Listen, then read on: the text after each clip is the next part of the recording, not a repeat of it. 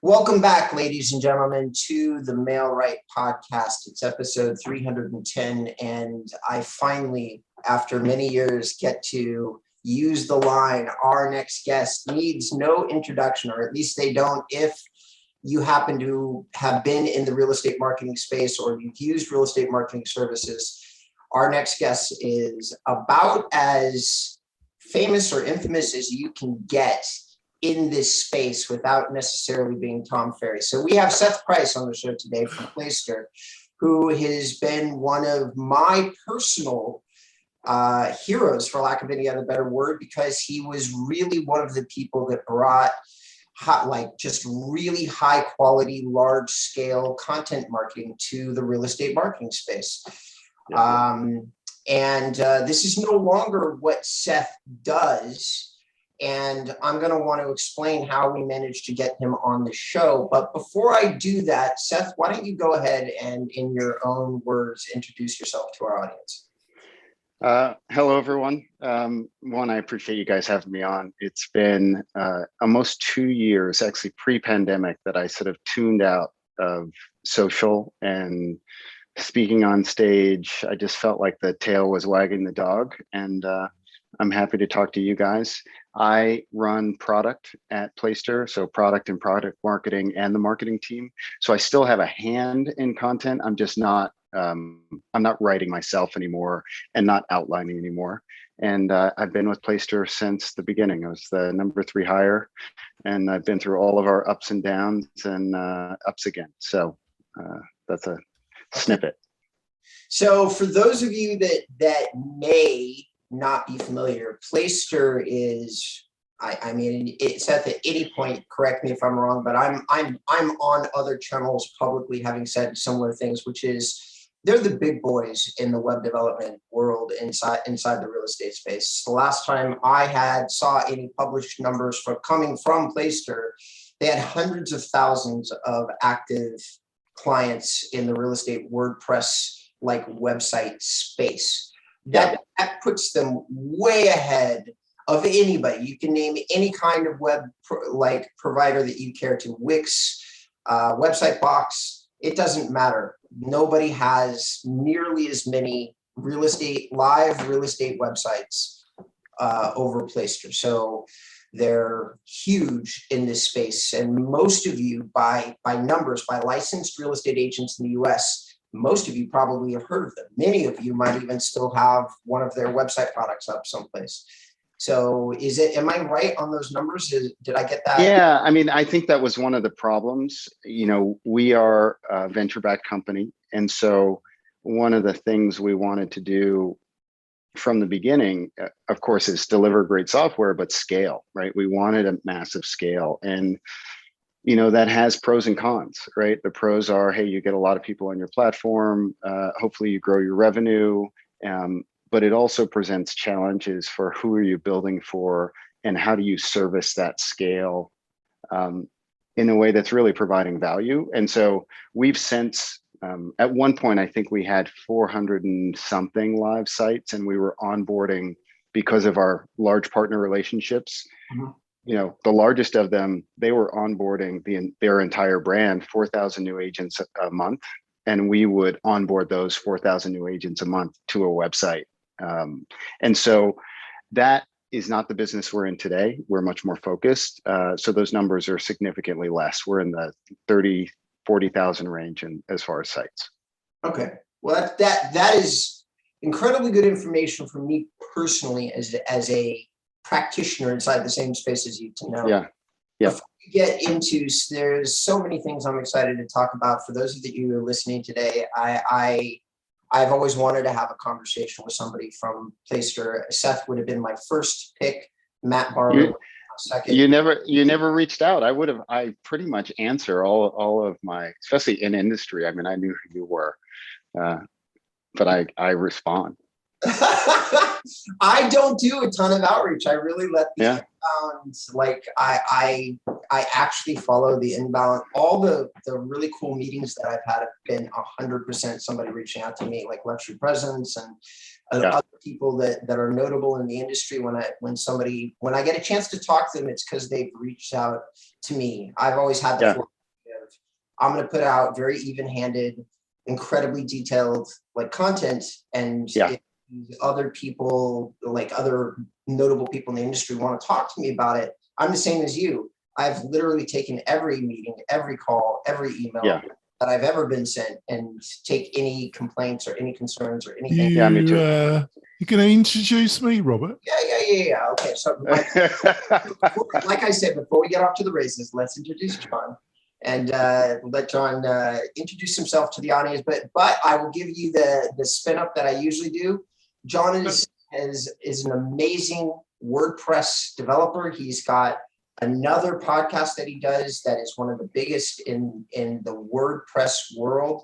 He has a product that he's made for WordPress and real estate, and it's an incredibly interesting offer and an interesting service. And without any further ado, John, why don't you go ahead and, in your own words, introduce yourself to the audience? Oh, thanks, Robert. I'm the founder and CEO of Mailrite.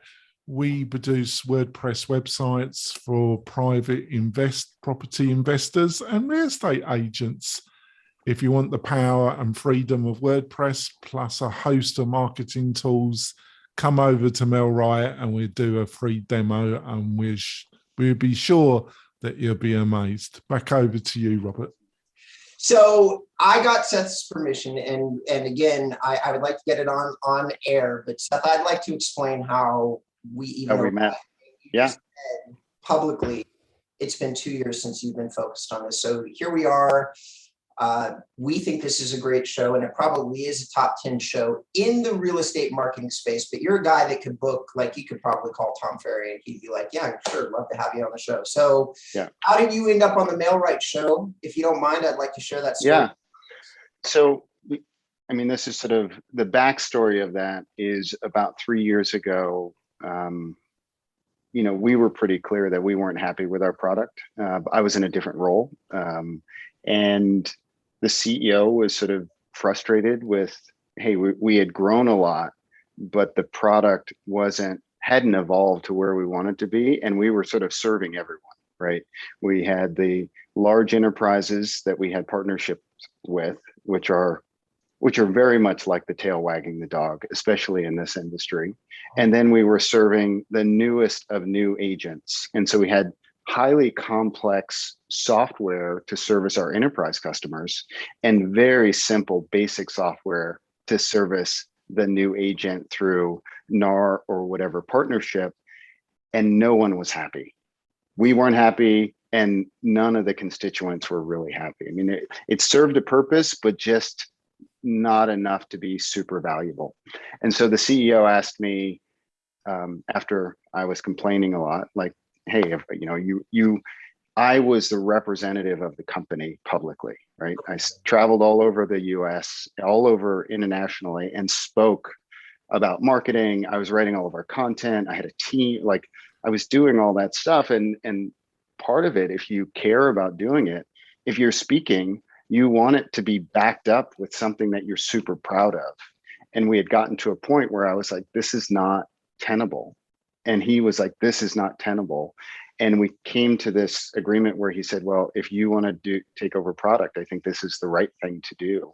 And I'd never run product before. So it's sort of like not really knowing how to swim and then being thrown into a very deep pool. Like there's a lot, like people within the org going, WTF, who are you? Like, you don't know anything about engineering. You don't know anything about product. But what I did know is I speak to customers, and I can tell when something is valuable to them and they're actually gaining value out of it.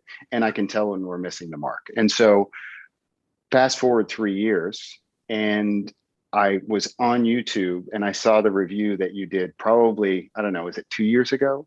More like 3 years? 2017, but yeah, so 2017, a long time ago. And I looked at it and I was like, wow, our product is completely different. And what we're doing is completely different. We are still partially in the website space, but we do so much more. And so I literally just pinged you, and I think I sent you an email. Yeah. And I was like, hey, do you want to chat? I'd love to show you what we're doing. And then that was the beginning of our conversation. Yeah. And then, so when Seth reached out to me, audience, for everybody listening, I expressed a willingness and an interest to redo the review, but it occurred to me at that moment that John and I have this amazing show that has been growing and that we've really been putting a lot of time and effort into. And wouldn't it be cool, instead of me just doing a straight up one-on-one call with you with a video like this to talk about the product, that instead we did a podcast, a show, so that our other podcast audience could get the benefit of that. And then I would use recording as a major linchpin in terms of rewriting my review and talking about Placester again and all that different stuff. I asked if you'd be willing to come on the show, and you said you graciously agreed. Of course. And here we are. So John, I have 1,000 questions and know exactly what I want to say. So because I had unbelievable prep time for this. I've looked at the new platform, the new Placester platform. Seth was kind enough to give me a demo account. One of the Placester reps has been reaching out to me consistently to ask me to finish the setup on the account. And so I know where I want to go, but I want to make sure that you get your questions answered. So John, why don't you pick it up? Yeah, sure, Robert. So Seth, on reflection, your company is VC backed. Yes. And I know, and you're an intelligent guy, and so is your executive team. You know what the game is about when you take VC money. Yeah. Was that, on reflection, was that one of the problems about the initial offering? I'd say yes and no. I'd say there are definitely challenges with either self-funding or being VC backed, right? They have different types of challenges. Self-funding, you certainly get a lot more control, but oftentimes you don't have the resources to gain velocity, right? To realize ideas at scale. VC backing is, hey, you're signing up to your backers and a board that has a goal to grow a large company. They're not into lifestyle companies. That's not why they invest in them, right? And those are just two different things. But I think the fundamental challenge, at least for us, excuse me, and many in this industry, is that I'd say there were two big mistakes or assumptions that were wrong that we made. And maybe not wrong, but I'll just explain them and you can reflect on them. One is that software was going to help an agent be more productive, right? That was at least a hypothesis that, if you think back 10 years ago, it wasn't easy to get on the web, to connect email, to do retargeting. All of that stuff was not simple. And so the assumption was, hey, technology is coming like a freight train. If you give it to agents, they are going to inherently be more productive. And that's not true, or it's proven itself not to be true. We still have the same disparity where you have 10% of the agents doing 80% of the transactions. And so what hasn't changed is that software hasn't made an okay agent like massively successful, right? It hasn't done the same thing of providing efficiency that it does for a larger organization. Like if you think about your organization, you can do 10 times of what you could do 3 years ago with less people, right? That's just what software has brought to the table. So that was sort of assumption number one that we got wrong.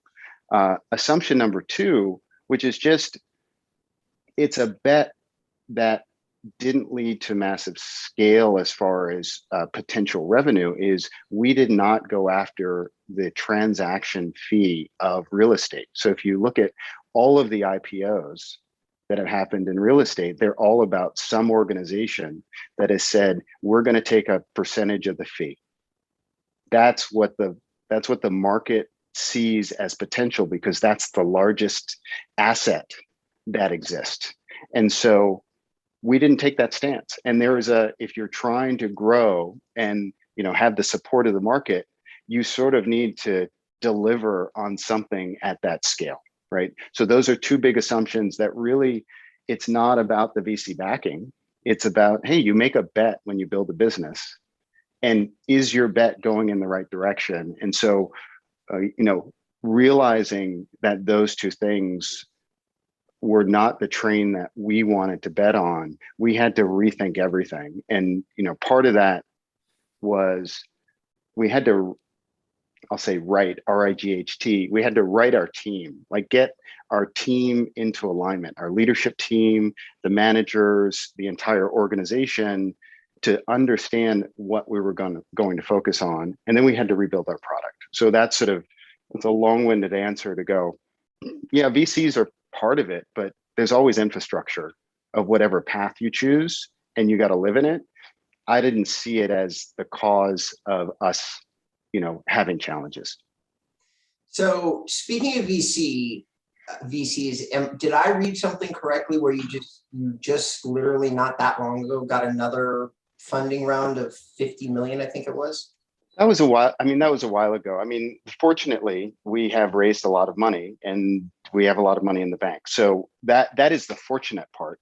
And so we get more at bats, right? We get to have the time and resources to rebuild our platform. It took us, almost a year to extract ourselves from some very large relationships, which were very taxing on our organization, without the commensurate revenue associated with it. So if you're providing 4,000 sites a month, and you need to deliver support for 4,000 agents a month who really don't know about technology. You guys experience that. There's just no scale. It's not like, I talk with some friends that are outside of real estate, and they sell software to businesses, right?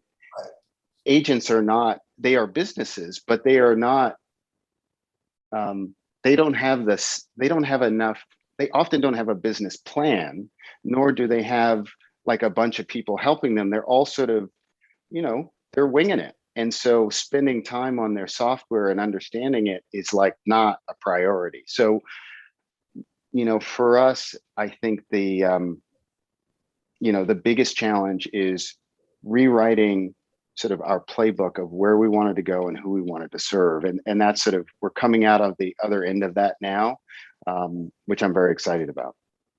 We need to go for our break, Robert. That's about ready to say, John. So when we come back, ladies and gentlemen, what we're going to be talking about is we are going to be talking about, I've looked at this new product. I'm going to share some of my thoughts. I might do that towards the later part of the episode, but we're going to talk about whatever changes Placester's made in the customer service arena, how they intend to scale up this second time with this new refocus.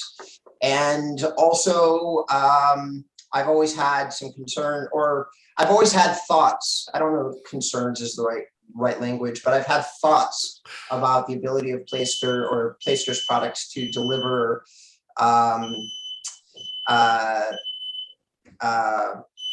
lead generation. And so I'm going to ask Seth these questions when we come back from our break. Stay tuned. Great. Awesome. All right. What was beeping? I'm sorry, guys. That's my fire alarm. Is apparently somebody cooked something up and set the house on fire. Okay. Can we edit that part out of the show, John? You need to do a formal coming back on the show. My editor will do a good cut. All right. 3, 2, 1. Welcome back, ladies and gentlemen, to the Mail Right podcast. It's episode number 310. We're here with Seth Price, and we're talking about Placester. And before the break, we were talking about the customer service experience and lead generation as he refocuses, as he does a number of different things. So he's in a new role. He's now the VP of product, which he was kind enough to share how that transition happened before the break. And in his new role, his interests are aligned with developing a really great product because, as he mentioned, he was on the front line of consumer concern with the first iteration of Placester. So Without any further ado, Seth, if you would, why don't you answer for me, what is it that you've done that you feel will help improve the customer service experience based on, let's just say, like based on my original reviews comments, because many, I used the product. I called in as a customer on behalf of one of these brand new agents. They were exactly the person that you just described, the person that I was doing this for. They were very low experience inside the business world, didn't even technically know how to call into a technology company and try to get good service. That was how low their experience was. So I agreed to do these things for them as long as they were willing to let me publish my results live in a digital format so I could basically get my review content. So That's great. all of that stuff is online, but go ahead and let's dig into it. Yeah. So, I mean, I think this is the thing about moving a large ship. The biggest, if I look back and I'll say 3 years ago and maybe 4 years ago, I didn't run the support organization within our team. But of course, I liaised with them on a regular basis. And the challenge that we had internally is that 80% of our support volume was driven by folks that paid us $5 or less. And so when I talked earlier about the challenge with scale and making certain assumptions as a business, is that we were literally the tail wagging the dog. We had made these partnerships and they were great. They looked great in the press. We got massive scale and there was supposed to be this sell through, but we were stuck in the mud of trying to service an audience that wasn't necessarily, for the most part, this could be a little bit of a generalization, but I'll say they weren't already successful as an individual agent. They were looking to whatever tool they were signing up for to solve that problem for them. Meaning, hey, I signed up for a thing. I still haven't made any deals. How come this is not helping me close deals? And that's just not how software works. That's not how websites work. You can do a great website and generate leads. You still have to know how to run your business to close those leads and turn it into profit, right? So that was number one. So the first thing we had to do was untangle ourselves from these relationships. And that just took a long time because they're contractual. You can't just go, see ya and walk away. You've got to do a very long and detailed exit because you need to leave them in a great place, right? You can't just, for a whole bunch of reasons. You could get sued, right? But also it's the right thing to do. So that was its own thing. Once we did that, we still had the challenge with the problem, or the challenge of the software at the time, if you look back 3 years ago or even 2 years ago, was just it hadn't evolved. It wasn't, it had bugs in it. It was, some of the processes were outdated. And so even if they could get someone on the phone from our team to help support them, maybe that support person couldn't even solve your problem because the software hadn't evolved to address what problem you have. So thing two was we had to rebuild the platform. And I think what you saw is the portion of our platform, which is about customizing a site. That's called the customizer. The third part that we focused on is it's very clear in this industry and in other industries, and you'll see it if you go to Shopify or Squarespace or Wix, professional services has become a key component to delivering their software because every business has a dream of doing things, but doesn't always have the resources or the time to get it done. And so we had to spin up a professional services component to what we do. So someone could, it's one thing to say, hey, I want an area page or a landing page, or I want a new website for 10 of my agents. And we go, here's the software, you could do it yourself.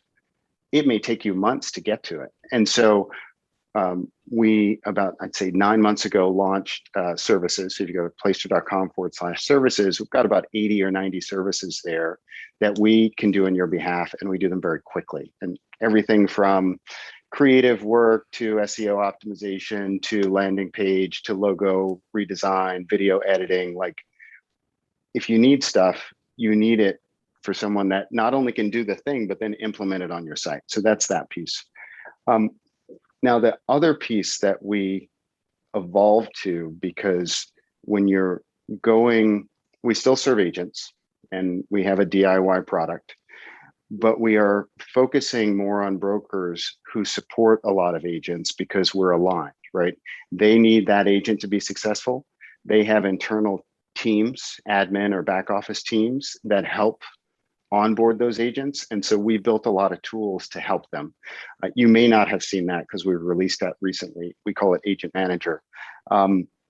So we built those tools, and we've also built a workflow engine. So it's a way that we can take repeatable processes that you might do as a brokerage, map them in a workflow engine, and then apply our services to that so we can execute it repeatedly and at speed. So an example would be, there's probably a trigger every time you have a listing, every time you have an open house, every time you recruit an agent, that you need to do a series of 5 to 20 things.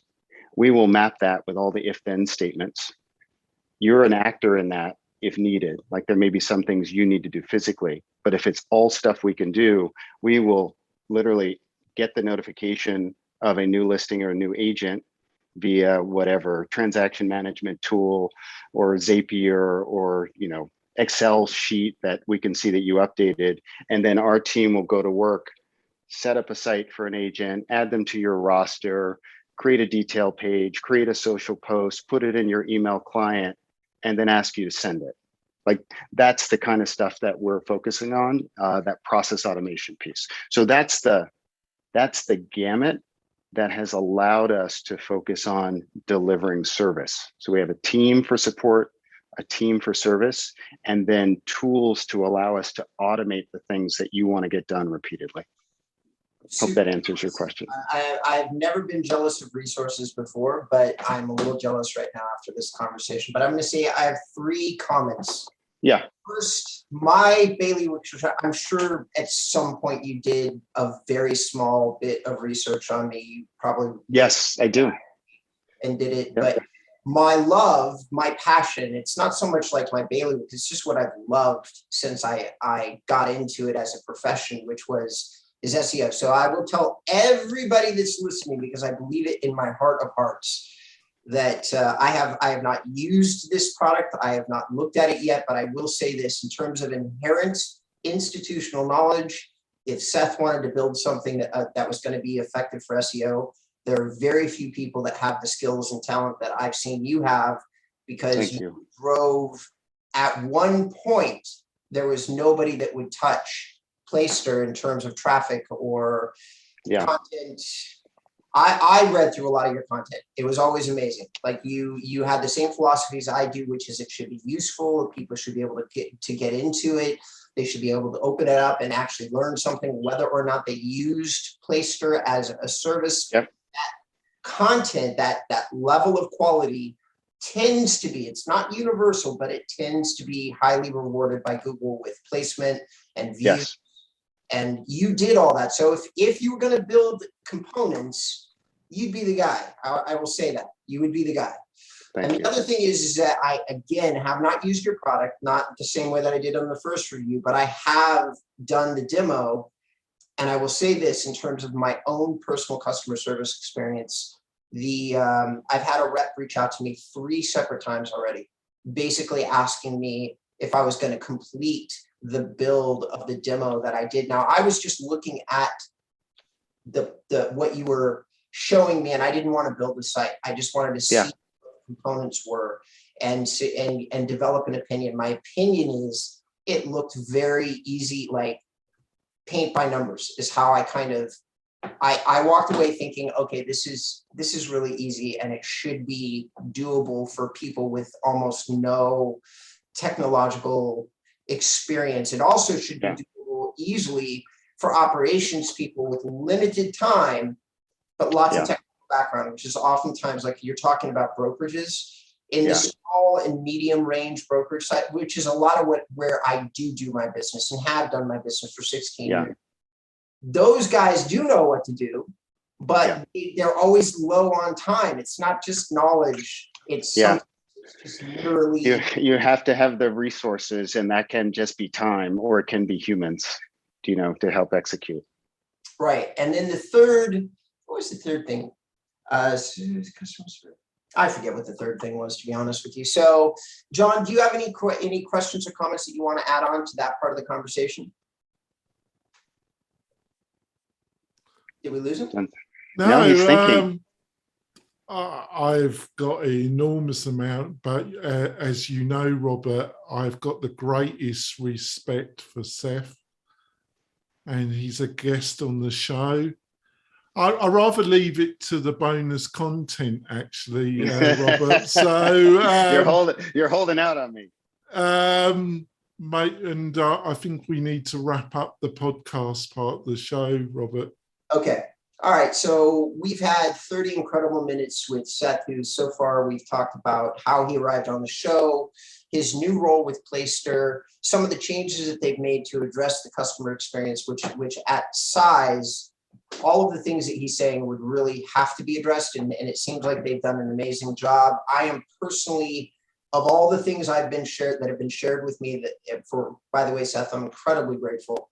The thing that struck me as really cool was the professional services bit, being able to do all these things and have them be like assisted by a human and try to make it as paint by numbers. My personal opinion, just my personal opinion, is that is what missing inside the real estate marketing space. And it seems like you saw that, you're making a stab at plugging that hole. I'm super excited about that for you guys. All right, with no further ado, we're going to move the last 10 to 15 minutes of this conversation over to our video platform, which is on YouTube. So it's going to be YouTube.com/mail right.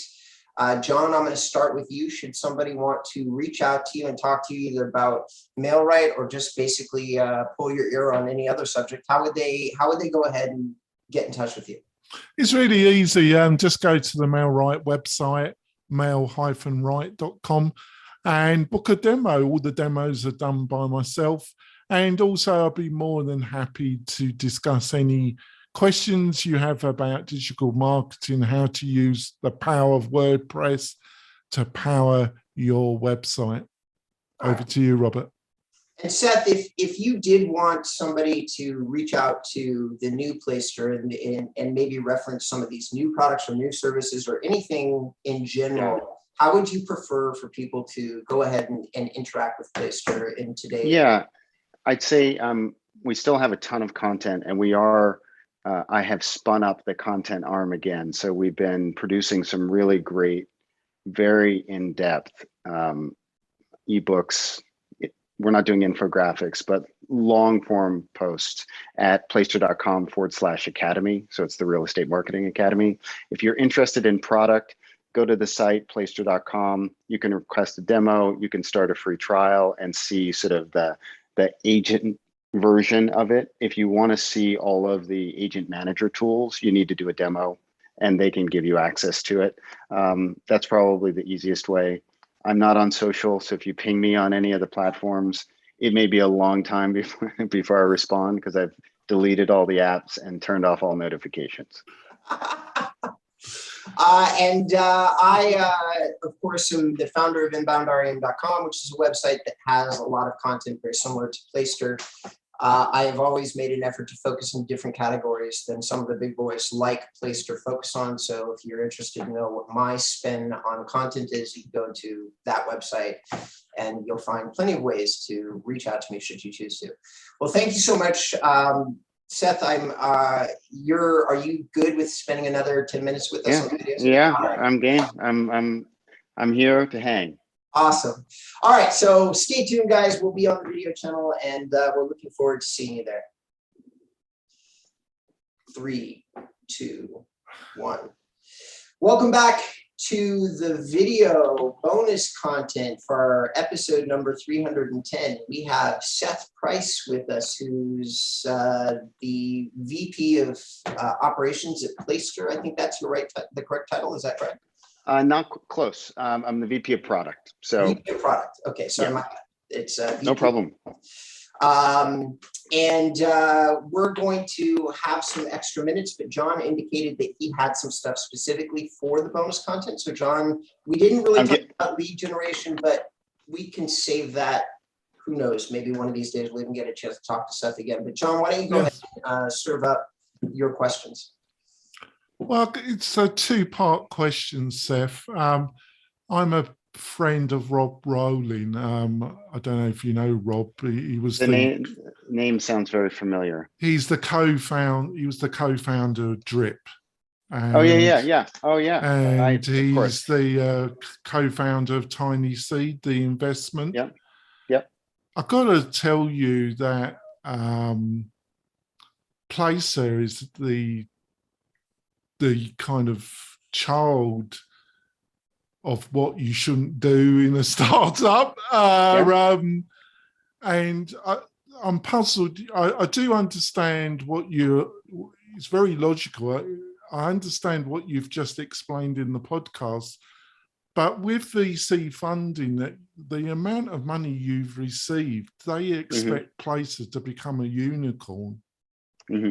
Now, how on earth are you going to provide on scale concierge services to a company that your VC backers expect to become a unicorn?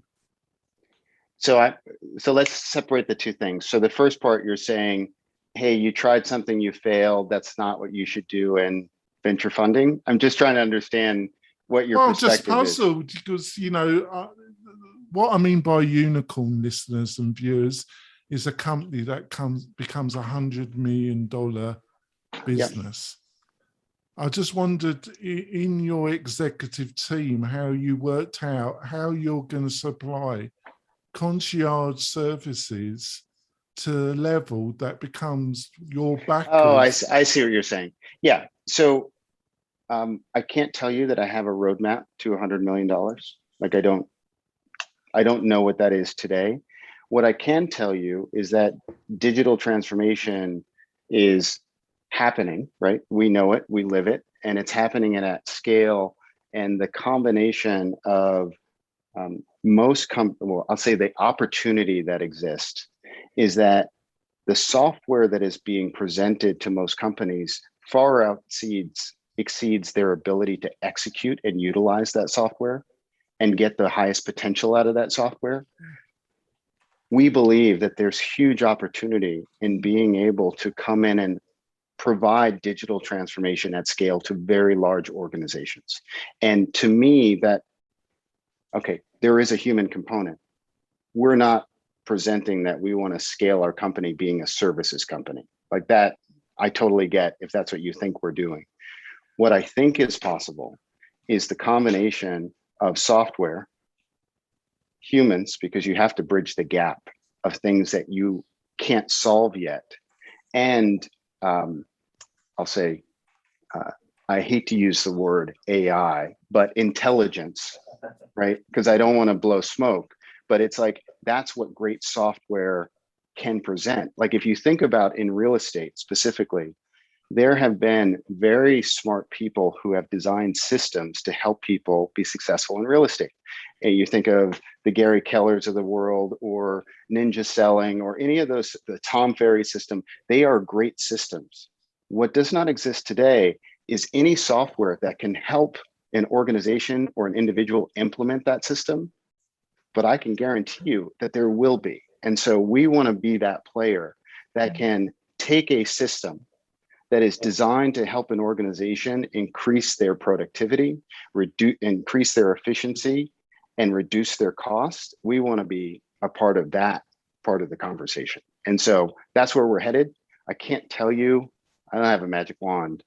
I can tell you that, this is not my first rodeo. Like failure is sort of what happens when you don't get everything right. But, part of the fun and part of the excitement and part of the opportunity that we have with our board and our backers is they're like, hey, you guys have a great team and there is an opportunity in the world. Keep searching for opportunity. And I mean, that's sort of what entrepreneur in residence is like. We get the opportunity to get together and continue our existing business. We've got that running and we're evolving it, but how do we get to the next level? And so the steps that we're making today are really where I think is the greatest benefit to any organization, which is how do you create consistency, repeatability that has the flexibility, which is what process automation does. And how do you apply humans to help people do that? Because most orgs, they can't spend the time to do it themselves. Can I, Robert, ask another question? Sure. I do have a follow-up to that, though. Yeah, sure. I have a comment. Yeah. I think the real estate industry is at a very key reflection point, Seth. Yeah. I saw an interview on This Week in Startups of the CEO, Glenn Coleman of Redfin, who I also have the greatest respect. I rate you in the same level as I would rate Glenn. Well, I'm honored. I don't think he would agree with that, but no, I know he wouldn't. He wouldn't. But and I don't normally. I'm not that. I'm English. I don't blow smoke normally at people's backsides. But but I feel that Zillow and Redfin are heading for a train wreck. You know, I feel their business model. They've made it very clear now what they're engaged in to the real estate industry. And I think, this is my personal opinion, Seth, they are going to get into some serious regularity issues in a big way, Seth. And it's an obvious train wreck coming, what they've been up to. And I don't think the real estate industry really understands what they've been up to.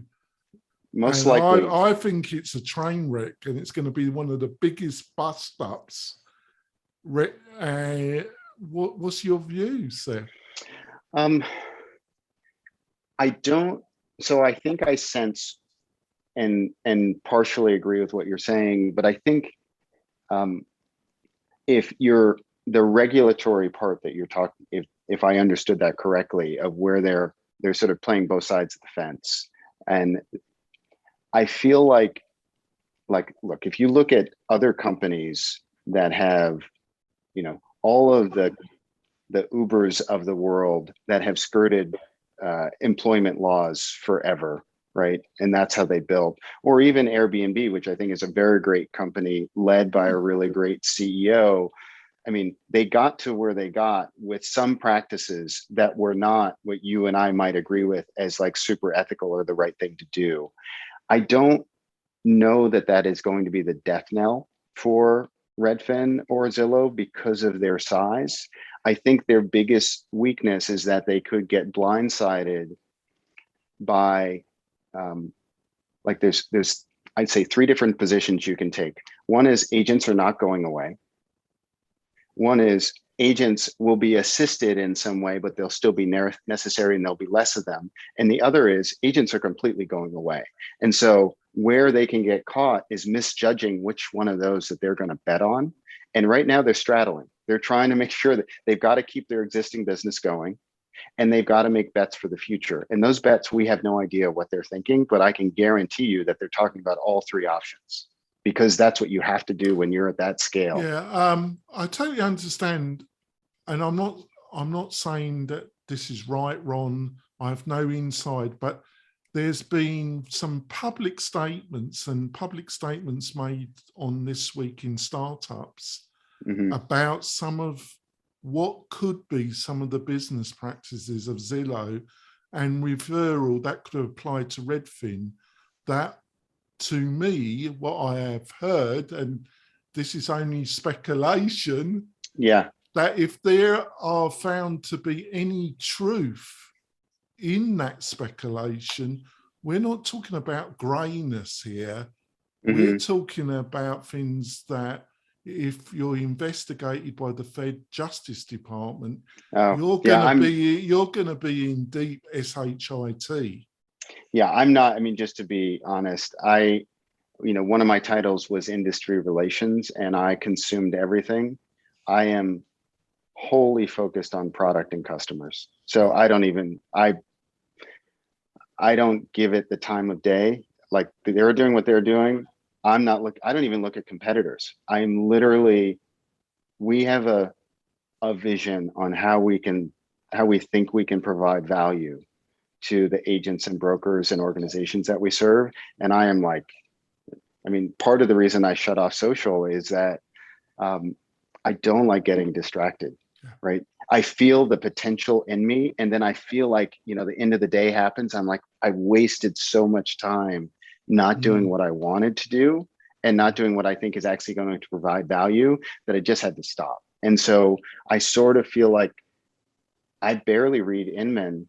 I read the New York Times and the Wall Street Journal because I'm like interested in what I think is the gravest threat, which is, climate change. Like, that's my personal thing, but I've got blinders on. I'm like a horse in a paddock. I totally understand. And I asked you that question because I respect your level of insight and intelligence, but I totally understand. Over to you, Robert.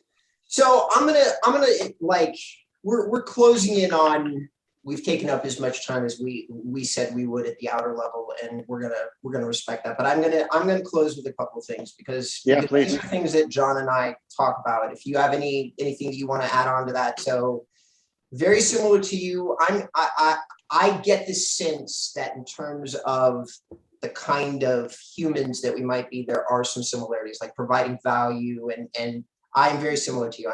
I'm so ADD, I can't keep media on. I can't, like, when I'm writing, I gotta turn everything off. Me too. Can't listen, can't watch. Right. It doesn't work for me. But I will say this, and this is, again, as John said, this is a personal opinion. He and I have had this conversation, but I'll share this thought with you, Seth. My personal opinion, and if anybody from Zillow is listening to this, please hear me, because I am a lifetime salesperson.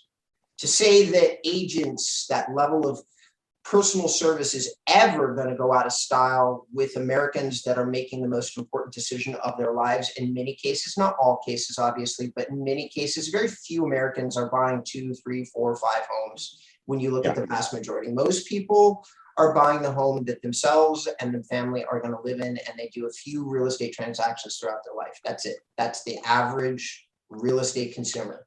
Those people, many of them, they need their hands held, for lack of any other better word. They need the comfort of understanding they have a professional right in front of them. They're not going to get on a digital platform and buy their home like it's something off Amazon, for lack of any better description. So my opinion, which is really solid, is that we may see 2 million licensed agents drop. That's what I think. But are we going to see them go away? No, I don't believe so. I think the end result will be more nuanced and fragmented. And so, the example that I give is, I walked into a bike shop, had a conversation with a random person that was looking at a bike, and we started talking about Teslas, and he said, I just bought one yesterday. And I said, how was the experience? He said, I was sitting on the couch, I'd had a couple of drinks, and I bought it on my phone, and they're delivering it tomorrow.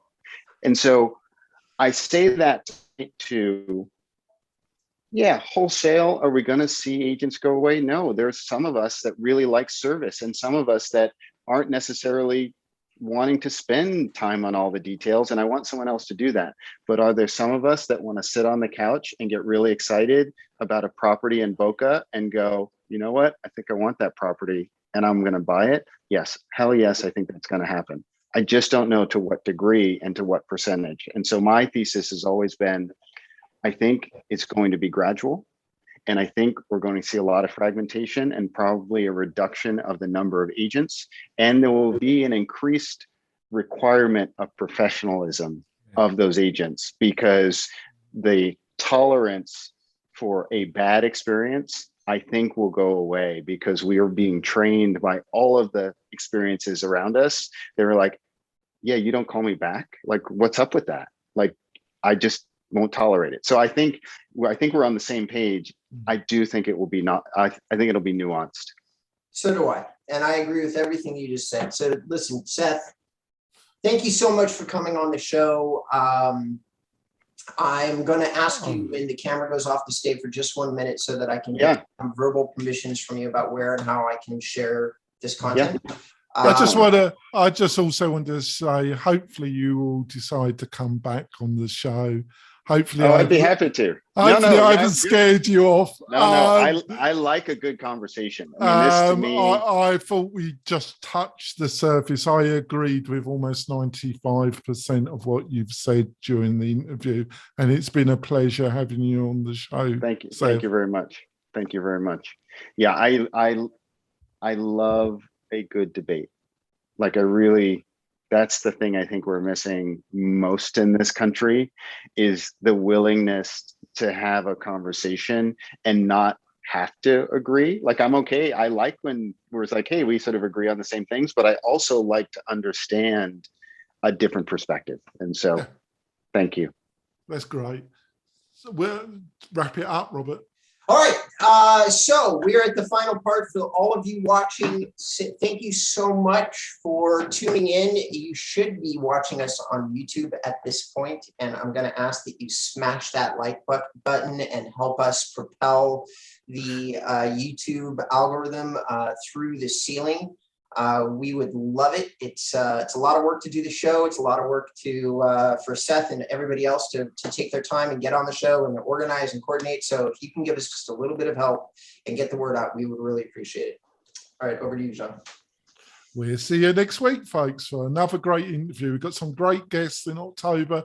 I've got some surprising big names coming on the show that I haven't told Robert about. Oh, thank you.